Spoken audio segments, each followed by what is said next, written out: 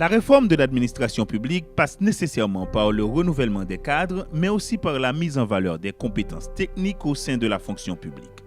Cette mise en valeur elle-même passe par la formation de qualité dispensée par des structures destinées à accomplir cette tâche. L'École nationale d'administration financière, ENAF, est l'instrument de l'État préposé à cet effet. Créée depuis 1979 pour répondre à un besoin de personnel adéquat, l'ENAF a formé depuis plusieurs générations de cadres, dont nombreux sont devenus de hauts responsables de l'administration publique. ENAF, c'est toute une expérience. Parce que moi, je travaille dans le secteur privé, les que j'ai lancé à vie d'appel à candidature pour nous entrer dans ENAF. Je n'ai pas pensé que c'est comme ça le papier. D'abord, je n'ai aucune notion d'administration publique. Vraiment, lorsque je dis notion, qui c'est l'administration publique à tailler, à part ça que je m'étendais, à part ça que l'idée préconçue que nous gagnons, que tout le monde gagne de l'administration publique là. Mon cher, j'ai passé 2 ans là-bas et après ma conception de l'administration publique, ma conception de la chose publique a changé. Notre petite visite à l'intérieur de cette institution nous amènera à rencontrer des responsables, des étudiants et des cadres de l'école. Nous allons découvrir son histoire, son fonctionnement, mais aussi ses projets et ses perspectives. ENAF, c'est son nom complet, donc c'est École nationale d'administration financière. C'est une école du ministère de l'économie et des finances, créée en 1978, en décembre 1978, puisqu'il y a un décret qui a créé l'école en décembre 1978 et un arrêté de fonctionnement en janvier 1979. L'école a été créée suite à la formulation d'une série de besoins en cadre technique qualifié parce que, probablement, le gouvernement prend des décisions, les mandats ministères pour exécuter. Donc, remarquez que nous, dans le domaine technique oui, financier, donc c'est un domaine assez sensible et assez pointu aussi, donc il faut qu'il y ait des gens pour le faire. C'est ainsi que tu as gagné un manque de gens formés. De compétences adéquates. Et au début des années 70, ils ont commencé par créer l'école des douanes, l'école d'impôts, etc. Mais ils voulaient regrouper tout parce que si chaque monde qui a besoin, ils font l'école sur côté, l'école sur côté. Bien entendu, il n'y a pas de problème avec l'école sur côté pour orientation. Parce que l'on fait rentrer dans l'institution, il faut bien orientation. Mais le point aborder domaine pointu, donc à ce moment-là, il faut que vous gagnez des gens formés à un certain niveau. C'est ainsi que en 1978, comme on l'a dit, fin 1978, donc on a pris un décret en décembre 1978 pour créer l'ENAF. Pour créer l'ENAF. Maintenant, en janvier, immédiatement en janvier 1979, on a pris un décret de fonctionnement et on a lancé aussi la première promotion, la promotion 79-81. Vous remarquez que chaque promotion donc, reçoit une formation sur une durée de 2 ans. Donc en gros, mais ENAF là, voyez comme tel.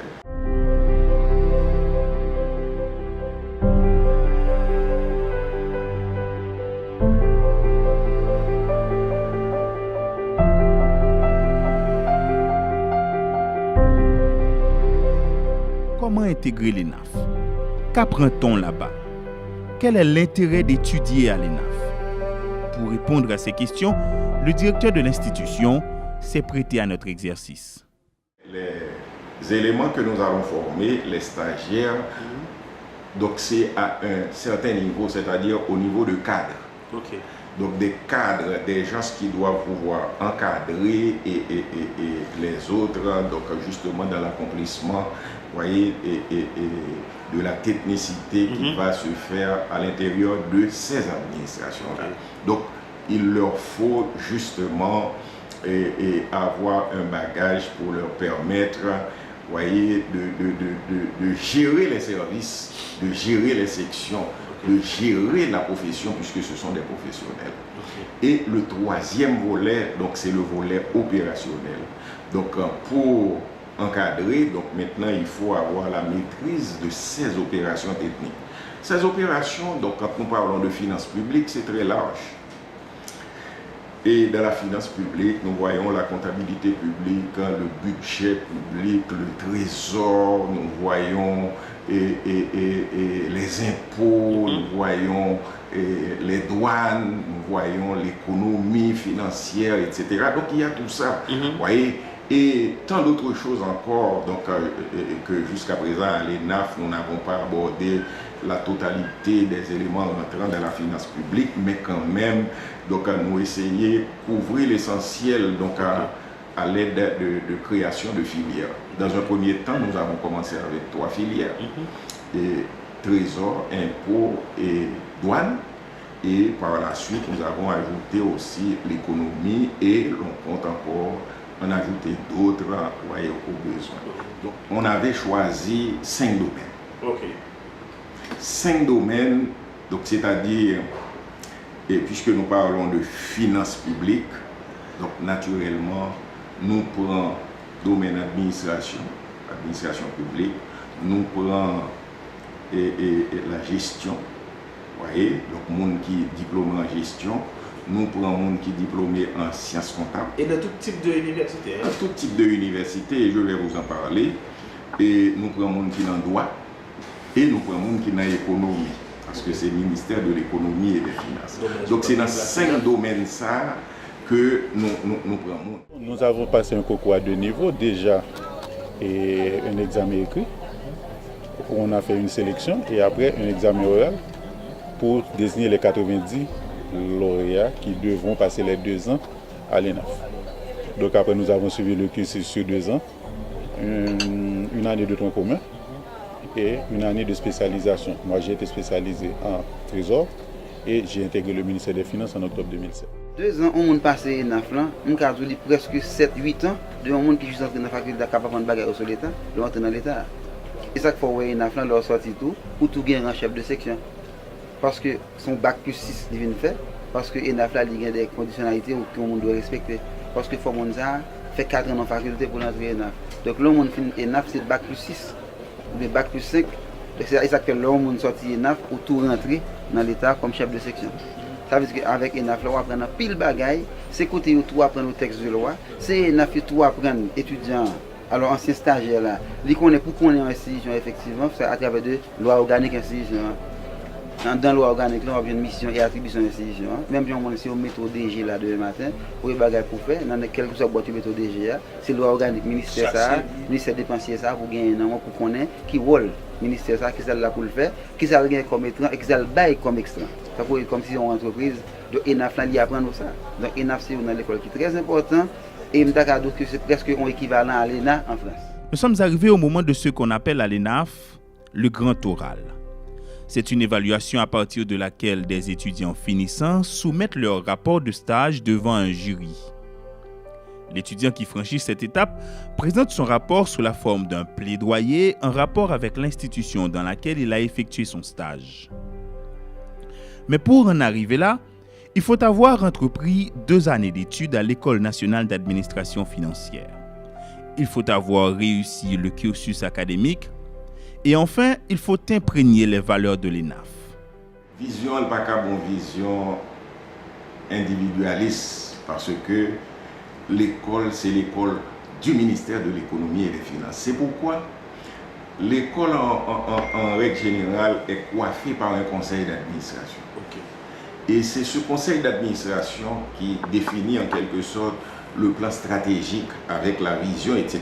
Donc, mais bien entendu, chacun apporte sa pierre, donc tout le monde a bail qui ça que tu as pensé, mais gon bagay qui pour arrêter en commun. Donc, conseil d'administration a comme à la tête comme président le ministre de l'économie et des finances.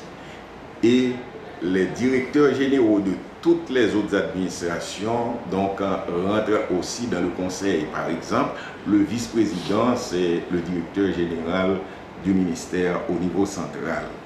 Ensuite, on a comme membre le directeur général de la DGI, le directeur général de l'administration générale des douanes, le directeur général de la direction générale du budget, le directeur général de l'inspection générale des finances et maintenant le directeur général de l'ENAC joue le rôle de secrétaire du conseil d'administration.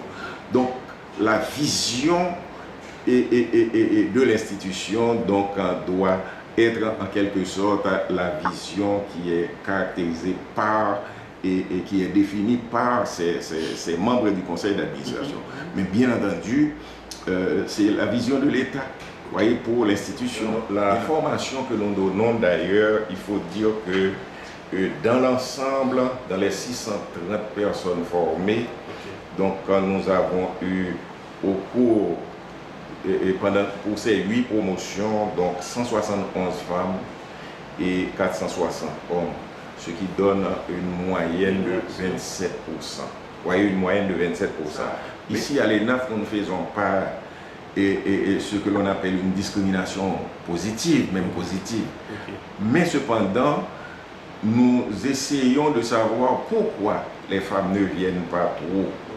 Eh bien, on a dû mener une petite enquête auprès d'elles, surtout ceux qui sont venus. Et dans les universités, on a pu savoir, elles nous ont dit que après 4 ou 5 ans à l'université, donc maintenant, elles étaient intéressées d'abord par trouver du travail. Et ensuite fonder un foyer, avoir des enfants. Donc c'est pourquoi au lieu de continuer des études, maintenant avec des incitations et surtout le fait que le marché du travail ne leur offre pas trop d'opportunités, et remarquez qu'à l'ENAP, bien que c'est une portion assez congrue, donc c'est pas grand chose, mais quand même il y a une garantie que s'ils viennent et elles arrivent à faire partie du staff, automatiquement elles vont occuper un emploi. Donc, et quand elles savent aussi que à l'ENAF, c'est une bourse complète, une bourse complète pour les 2 ans. Donc, c'est-à-dire, quand vous êtes là, vous n'avez rien à payer, vous avez une collation par jour gratuite, vous avez le transport gratuit, vous avez les matériels didactiques gratuits, vous avez une couverture d'assurance et pour les internes, vous avez une allocation mensuelle comme agent de poche de près de 5 000 gouttes. Donc, remarquez que c'est comme un petit emploi. Vous voyez, puisque couverture d'assurance, 5 000 gouttes d'allocation et cafétéria gratuite, transport gratuit, matériel didactique gratuit. Donc, remarquez que là, il y a un challenge. Donc, à ce moment-là, quand elles ont cette information, eh bien, on a commencé à voir que le quota plus élevé. Vous voyez, le quota est beaucoup plus élevé.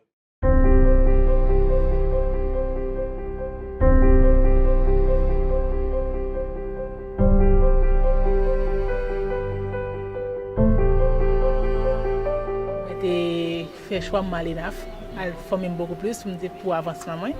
Et après le concours, moi j'étais dans la tête de liste, moi j'étais vraiment content parce que j'ai trouvé que je pas cette opportunité. Effectivement, la promotion est différente.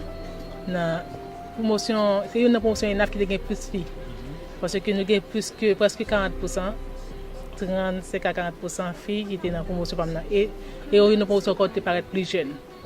Parce que c'était vraiment jeunesse représentée dans la promotion. Et en tant que fille, moi, ENAF même favorisé l'équité de genre. Et que ni filles ni garçons ont le même traitement. Et nous sommes contents de même traitement garçon.